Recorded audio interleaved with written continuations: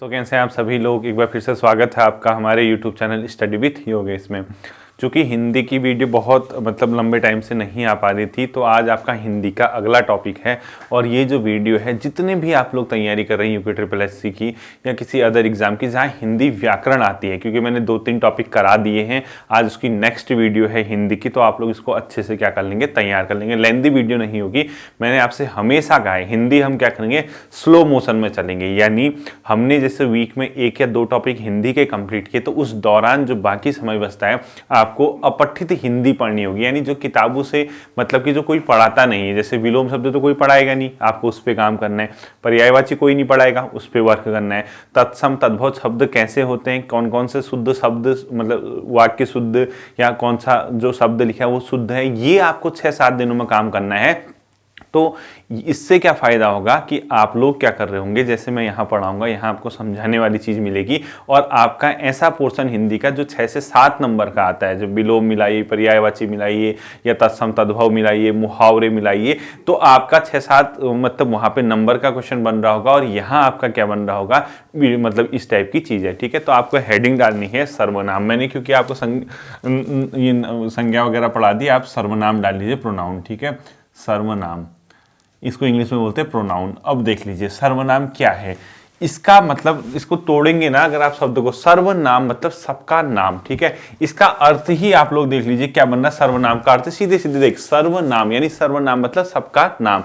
अर्थ क्या होता है इसका, सबका नाम। इसका अर्थ क्या होता है, सबका नाम। सिर्फ समझना है। ठीक है, सबका नाम। तो सर्वनाम क्या चीज होती है, यानी सबके नाम के स्थान पर प्रयुक्त होने वाले शब्द सर्वनाम कहलाते हैं। अर्थात जैसे कोई नाम है वो बार बार रिपीट हो रहा है, तो रिपीटेशन में सेंटेंस अच्छा नहीं लगता है, तो वो रिपीटेशन से बचने के लिए हम लोग क्या करते हैं, कोई एक पर्टिकुलर वर्ड जोड़ देते हैं, शब्द जोड़ देते हैं, उन्हीं को सर्वनाम कहते हैं। तो अर्थ क्या होता है, सबका नाम। ब्रैकेट में लिख लीजिए, सबके नाम के स्थान पर प्रयुक्त होने वाले शब्द सर्वनाम कहलाते हैं। क्या लिखोगे, सबके नाम के स्थान पर प्रयुक्त शब्द क्या कहलाते हैं, सर्वनाम कहलाते हैं। सबके नाम के स्थान पर प्रयुक्त शब्द या संज्ञा के स्थान पर प्रयुक्त शब्द। ठीक है, अभी समझाऊंगा। सबके नाम के स्थान पर, नाम के स्थान पर प्रयुक्त शब्द लिख दो। सबके नाम के स्थान पर प्रयुक्त शब्द क्या कहलाते हैं, सर्वनाम कहलाते हैं। कभी क्वेश्चन में पेपर में आ गई, डेफिनेशन ही आ गई कि सबके नाम के स्थान पर प्रयुक्त शब्द क्या कहलाते हैं, सर्वनाम, ये वो कुछ भी आ सकता है। ठीक है,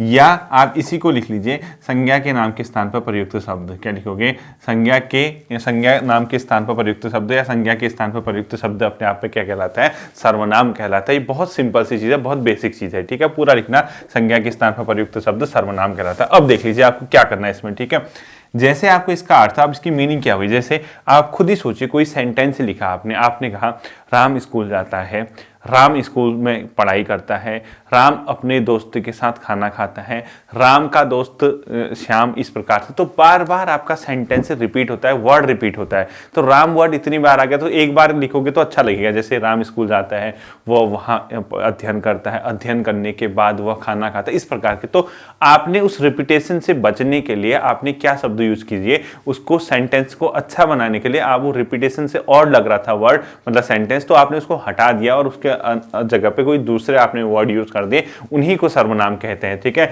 सर्वनाम के एग्जाम्पल क्या होते हैं, जैसे वह, उसे, उन्हें, ठीक है, आप, स्वयं, ये सब के सब क्या हो सकते हैं, सर्वनाम के एग्जाम्पल हो सकते हैं, आदि। अब ये ऐसे अगर समझ में नहीं आ रहा तो आपको तुरंत अभी मैं जब इसके टाइप पढ़ाऊंगा वहां आपको समझ में आ जाएगा। ठीक है, तो इसका सीधे सीधे आप लोग लिख लीजिए टाइप, संज्ञा सर्वनाम के भेद लिख लीजिए, यानी काइंड्स ऑफ प्रोनाउन। ठीक है, सर्वनाम के भेद लिख लीजिए, यानी इसके कितने पार्ट हैं, कितने भेद होते हैं। देखिए 2 टाइप की चीजें आपको देखने को मिलेंगी। कई जगह आपको इसके 6 भेद देखने को मिलते हैं और कुछ किताबों में इसको 5 भी बताया गया है। लेकिन 5 वाले जो विद्वान हैं वो जो निजवाचक सर्वनाम है उसको पुरुषवाचक का ही हिस्सा मानते हैं। यानी पुरुषवाचक सर्वनाम को और निजवाचक सर्वनाम को अगर आप एक मानोगे तो वो 5 हो जाएंगे, अगर दोनों को सेपरेट मानोगे तो 6। ठीक है, तो पेपर में आपका एक ही ऑप्शन आता है और वो 6 ही आएगा। ज्यादातर किताबों में 6 ही बताया गया, ब्रैकेट में 5 कर दीजिए,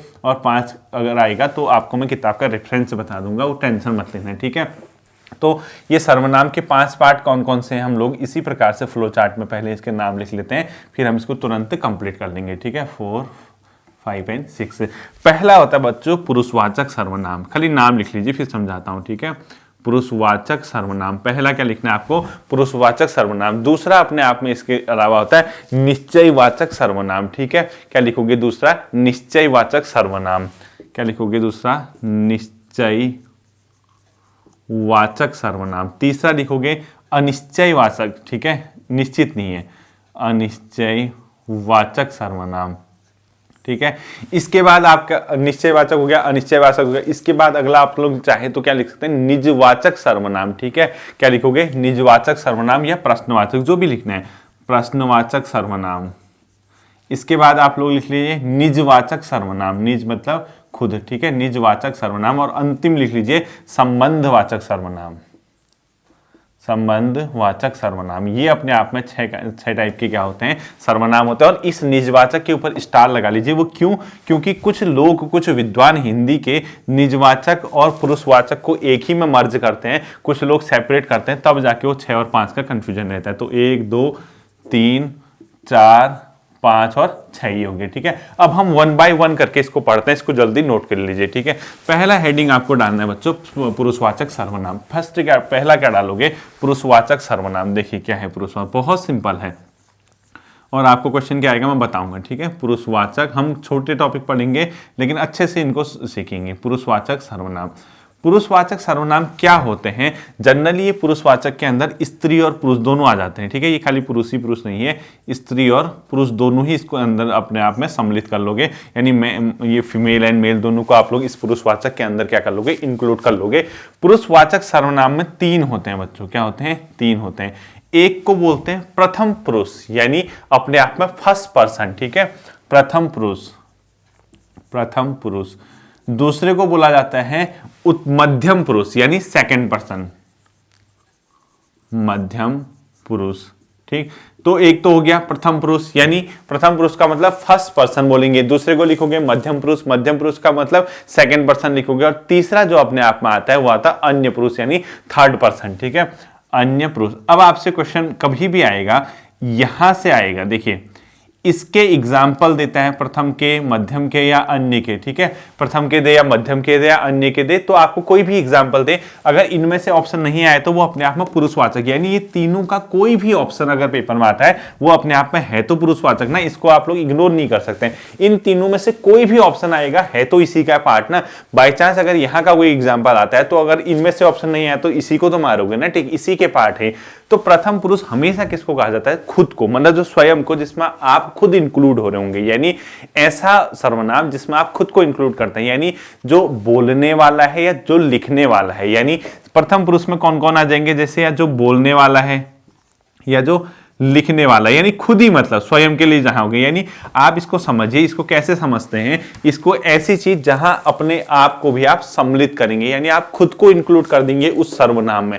और ऐसे सर्वनाम के एग्जाम्पल बतेरू एग्जाम्पल पढ़े हैं, जैसे मैं, मेरा, मुझे, मुझको, हमारा, ये सब इसके एग्जाम्पल है, ठीक है। जैसे मैं, मेरा, मुझको, ठीक है, हमारा, हम, ये सब के सब देखिए, स्वयं, स्वयं, ठीक है। इसको कई लोग निजवाचक भी मानते हैं, वही जो कंफ्यूजन कह रहा हो रहा है वो प्रथम पुरुष वाले में होता है, ठीक है। हम, हमारा, हमको, हमको भी लिख लीजिए। ये यानी आप इस वाले सर्वनाम में खुद को सम्मिलित कर रहे हैं, यानी जहां पर आप खुद बोलोगे इसमें आप भी इसमें सम्मिलित होगे तो वो कौन सा हो जाएगा, प्रथम पुरुष हो जाएगा, ठीक है। दूसरा आता है मध्यम पुरुष। मध्यम पुरुष होता है जो पहला आपको सुनने वाला होता है, यानी लेखक जो बोलने वाला है वो जिसको सुना रहा है, उसके सामने जो खड़े हैं या जो लिख रहा है, जो उसको पढ़ रहा है। यानी पहला, फर्स्ट में मैंने क्या कहा, बोलने वाला या लिखने वाला। सेकंड कौन होगा, यानी मध्यम पुरुष, जो उस बोलने को सुन रहा है या जो उस लिखे हुए को पढ़ पा रहा है, उसको आप लोग क्या बोलोगे, यानी इसको मध्यम पुरुष के ब्रैकेट में लिख लोगे, सुनने ऑब्लिक क्या, पढ़ने वाला, ठीक है, पढ़ने वाला लिख लो, सुनने ऑब्लिक पढ़ने वाला। और प्रथम पुरुष के ब्रैकेट में आपने क्या लिखना है, प्रथम वाले का लिखने व बोलने वाला, ठीक है, लिखने व बोलने वाला। तो प्रथम के ब्रैकेट में ये करते हैं। तो इसको कैसे समझोगे आप, मध्यम पुरुष जो आपके तुरंत जस्ट सामने है, यानी तू, तुम, तुम्हारा, तेरा, तू हो गया, तुम, तुम्हारा, ये सामने होगा आपके, ठीक है। तेरा, ये सब के सब क्या है अपने आप में मध्यम पुरुष के एग्जाम्पल। जैसे तू, तुम, तुम्हारा, तेरा, इसके अलावा आपको कर दो, आपको भी बोला जाता है ना, जैसे आपको, ये आपको आदि, ये अपने आप में क्या हो गया बच्चों, मध्यम पुरुष का एग्जाम्पल हो गया। तो कितना सिंपल है देखिए, प्रथम पुरुष में जिसमें आप खुद को इंक्लूड करते हैं, मध्यम पुरुष में जो आपके सामने होता है, और तीसरा आता है आपका अन्य पुरुष। अन्य पुरुष में मतलब वो आपके आसपास नहीं है, यानी वो कहीं ना कहीं दूर है, यानी आप लोग जो दो हो आपस में, आपके अलावा उस बात को सुनने और लिखने वाला नहीं होगा, ना सुनने वाला होगा, ना लिखने वाला, ना बोलने वाला, ना पढ़ने वाला, वो थर्ड पर्सन की बात आप करोगे तो अन्य पुरुष। जैसे वह, उसे, उसने, उनको, उनका, ये सब के सब अपने आप में क्या हो गए बच्चों, अन्य पुरुष के एग्जाम्पल। यानी वह, उसे, उसने, उनको, उसका, ये सब के सब, यानी वो आपके आसपास ना होके वो थर्ड पर्सन हो गया, अपने आप में क्या हो गया, अन्य पुरुष का एग्जाम्पल हो गया। ठीक है, तो पुरुषवाचक स्त्री और पुरुष दोनों आते हैं, और स्त्री और पुरुष दोनों आने का ये सीधा सीधा मतलब है कि अपने आप में ये इसके एग्जाम्पल क्या क्या होंगे, आप लोग इसको समझ गए। ठीक है, अब देखिए पुरुषवाचक सर्वनाम को जैसे ही समझते हैं, इसमें दो शब्द आते हैं। एक शब्द अपने आप में आता है क्या, आप, और एक अपने आप में तू। ये दोनों कैसे यूज होते हैं देखिए, एक तो आप आता है, एक आप शब्द आता है, और दूसरा एक तू होता है। ठीक है, आपका यूज आप कहां पर करते हो बताइए, आपका यूज हमेशा कहां पे होगा, या तो निजवाचक में होगा, अगर आप पुरुषवाचक नहीं मानोगे तो। ठीक है, निजवाचक, निजवाचक मतलब खुद के लिए, स्वयं के लिए, इसको या तो निजवाचक में रखते हैं, या आप शब्द का आप हमेशा यूज कहां पे करोगे, आदरार्थक, यानी जहां पे आप आदर दे रहे हैं, यानी आदरार्थक बोलेंगे उसको। ठीक है, जहां पे आप आदर दे रहे हैं, आदरार्थक, यानी जहां पर आप किसी को आदर दे रहे हैं। जैसे कभी आप दो लोग बैठेंगे, आप किसी का इंट्रोडक्शन कराते हैं, जैसे आप हैं, मैं हूं, और आप मेरे पहचान का कोई पर्सन है और आप उसको नहीं जानते, तो मैं कहता हूं ना आप ये हैं करके, हम कहते हैं ना ऐसे, आप ये हैं, आप ये इंसान हैं, आप फलाने व्यक्ति हैं, तो आप यानी उसको आदर देने के लिए भी यूज किया जाता है, आदरार्थक। और आपका यूज निजवाचक में भी होता है, इसको स्टार कर लेना है। ठीक है, कभी बाई चांस अगर आप आता है कैसा सर्वनाम है तो निजवाचक होगा, अगर ऑप्शन में पुरुषवाचक होगा तो पुरुषवाचक, वरना निजवाचक ही आपको माना जाता है, और आदरार्थक रूप में इसको प्रयोग किया जाता है। जबकि तू का 3 जगह प्रयोग होता है बच्चों, तू का 3 जगह। एक आप तू को अत्यंत समीपता के लिए, अत्यंत समीपता यानी बहुत क्लोज अगर कोई चीज होगा उसके लिए आप लोग तू शब्द, अत्यंत समीपता यानी बहुत क्लोज अगर कोई चीज है आपके, उसके लिए आप किसका यूज करते हैं, तू के लिए। अभी समझाता हूं। दूसरा तू का यूज कहां पे आप लोग कर सकते हो, आत्मीयता के लिए, जिसको आप अपना मानते हैं। ठीक है, आत्मीयता। और तीसरा जहां पे किसी की आप बेइज्जती करते हैं यानी अनादर करने के लिए, ये तू का अनादर, तू का ऐसे 3 जगह प्रयोग होता है। कैसे, अब तू है तो किसमें, देखो मध्यम पुरुष का एग्जाम्पल है, तू देख लीजिए, है ना, तू किसका एग्जाम्पल है, मध्यम पुरुष का एग्जाम्पल है। लेकिन तू का जो प्रयोग किया जाता है वो अत्यंत समीपता, जैसे अत्यंत समीपता, बहुत क्लोज, जैसे हे भगवान अब तो तू मेरी सुन, ये हे भगवान अब तो तू मेरी सुन। आप भगवान के लिए तू यूज कर रहे हैं, इसका मतलब ये नहीं कि आप उसका अनादर कर रहे हैं, लेकिन आप अपना मानते हैं उसको, हे भगवान अब तो तू मेरी सुन, हे भगवान अब तो तुम मेरी सुनो भी कहते हैं, आदर देंगे। तू का मतलब यहाँ पे खराब नहीं है। ठीक है, दूसरा आत्मीयता, हे माँ अब तो तू आ जा, माँ तू मुझे भी अपने साथ लेके चल, अपनी माँ से बोलते ना आप प्यार जता रहे हो, उसका कोई अनादर नहीं है। और तीसरा अनादर के रूप में, तू अभी तक यहाँ है, यहाँ से निकल जा, ये इस प्रकार का जो का वो अनादर। इतना नहीं जानना आपको ये रखना है कि मध्यम पुरुष के अंदर बेसिकली इसका यूज होता है। ठीक है, पहला था पुरुषवाचक सर्वनाम, इसी को समझना बहुत जरूरी था। अब जो सर्वनाम है वो छोटे छोटे हैं, बहुत जल्दी आपको 5-7 मिनट में मैं इसको कंप्लीट करता हूं। देखिए दूसरा जो सर्वनाम आता है उसको निश्चयवाचक सर्वनाम बोलते हैं बच्चों। ठीक है, निश्चयवाचक, निश्चयवाचक का मतलब सीधा सीधा मतलब है आप निश्चित है वो चीज, यानी कंफर्मेशन जहां पे होगी, ब्रैकेट में लिख दो कंफर्मेशन, यानी निश्चयवाचक। निश्चयवाचक का मतलब हमेशा ये होता है कि यहाँ पे आप किसी चीज की कंफर्म अगर कोई चीज होगी, निश्चित तौर पे वो चीज होगी, उसका ही बोध होता है। और इसमें हमेशा याद रखना कभी भी संज्ञा की दूरी या उसकी निकटता का भी बोध होता है। तो इसमें क्या लिखोगे, निश्चितता का बोध,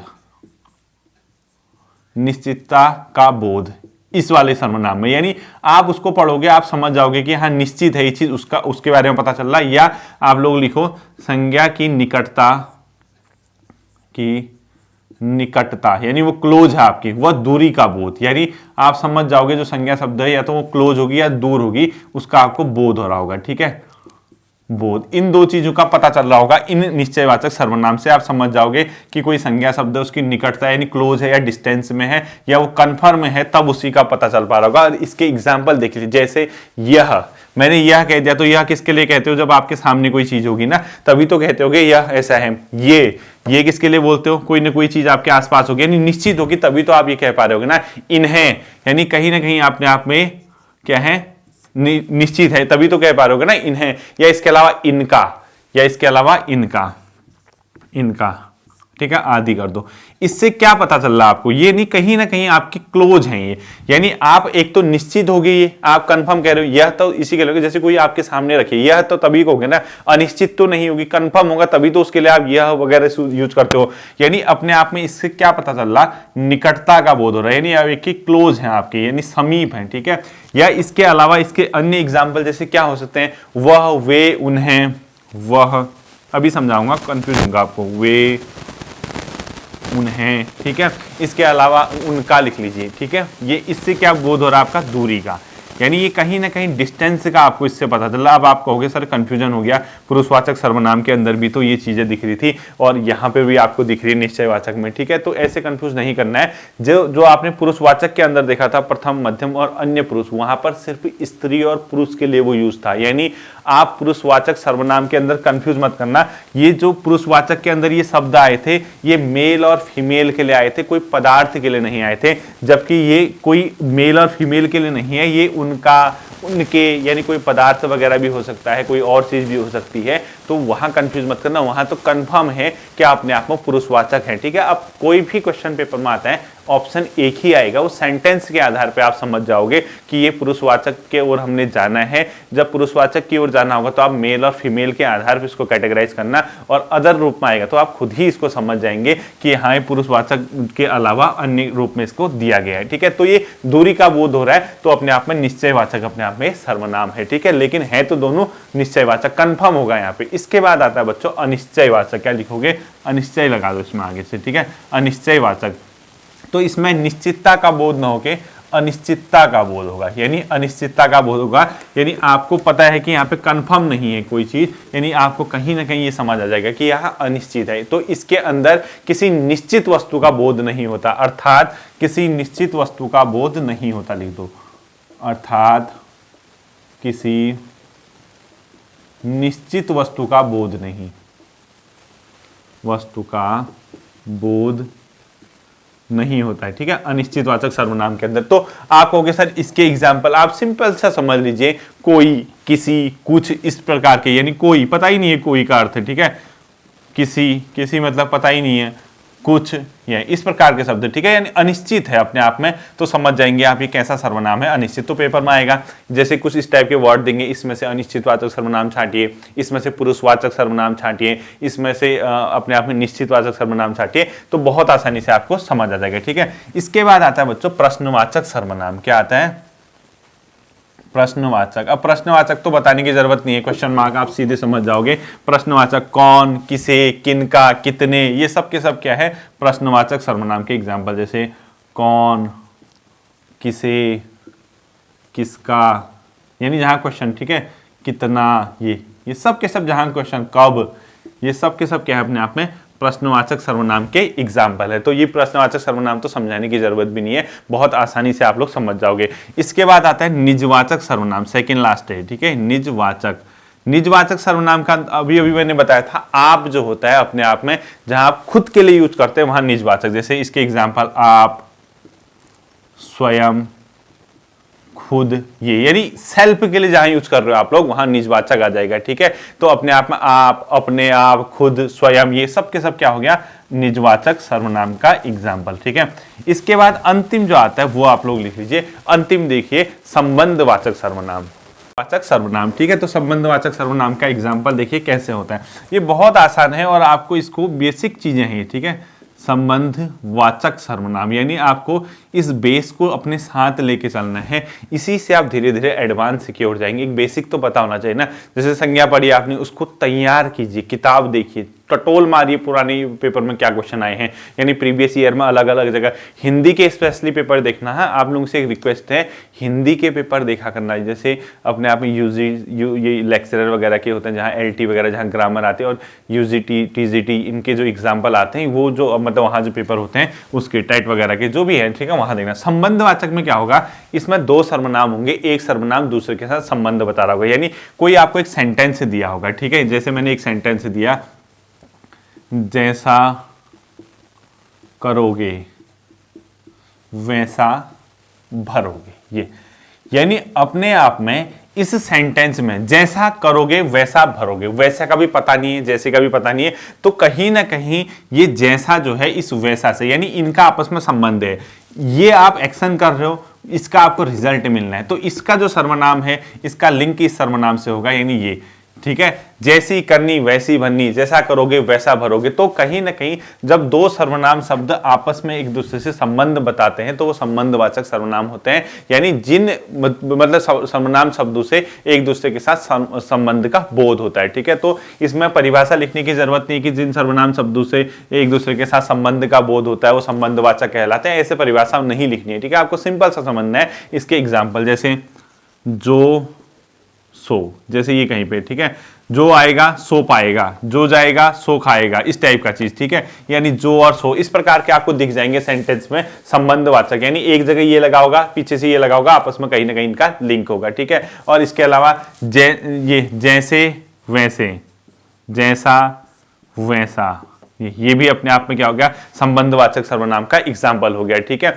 इसी प्रकार के जो करेगा वो भरेगा, जो और वो, जो और वो, ये सब के सब अपने आप में क्या है बच्चों, संबंधवाचक सर्वनाम के एग्जाम्पल है, ठीक है। तो बहुत संबंधवाचक सर्वनाम बहुत आसान सा चैप्टर था, बहुत हल्का चैप्टर है, छोटी वीडियो है, लेकिन हम लोगों का एक ही टारगेट रहना चाहिए। हिंदी हम एक हफ्ते में एक ही टॉपिक पढ़ेंगे, लेकिन उसको अच्छे से, अब आपका क्या काम होगा, सर्वनाम आप समझ चुके हैं क्या होते हैं, तुरंत देखिए सर्वनाम की एग्जाम्पल जो जो बताए हैं, प्रीवियस ईयर में क्या क्या क्वेश्चन आए हैं और कहां आपको फंसा सकता है, इतना ही आपको देखना है, ठीक है। होपफुली ये क्लास आपकी समझ में आई होगी। हम लोग कल नए टॉपिक के साथ, GS के साथ फिर मिलते हैं। अपना ध्यान रखिए।